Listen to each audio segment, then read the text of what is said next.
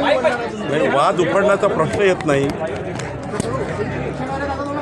ज्यांनी कुणी असं खाली घ्या ना. या ठिकाणी वाच्यता केली असेल, मला माहिती नाही. आपण सांगताय की अबू आझमी काय बोलले, पण अबू आझमीनी असं बोलू नये आणि समाजामध्ये तेढ निर्माण करू नये.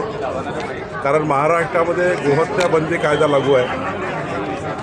गोहत्या बंदी कायदा लागू असताना बकरी ईदला गोवंश कत्तल करणे किंवा गोवंशाचे जे त्या ठिकाणी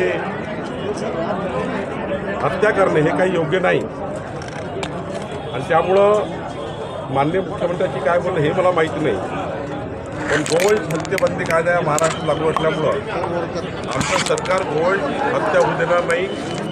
बकरी ईदला गोवंश कापू देण्याकरता आमच्या कापण्याकरता जर कोणी जबरदस्ती केली आणि गोवंश कापण्याचा प्रयत्न केला तर आमचं सरकार नक्की कारवाई करेल.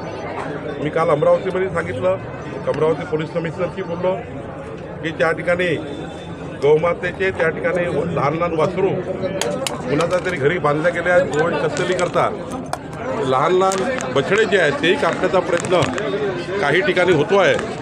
तर आम्ही आता हा नक्की अजून त्या ठिकाणी कडक पद्धतीने यावर वॉच ठेवू आणि कोणत्याही हालतीमध्ये महाराष्ट्रामध्ये गोवंश कापले जाणार नाही याची खबरदारी आम्ही सर्व लोक घेऊ. सरकार घेईल, माननीय मुख्यमंत्रीसुद्धा घेतील.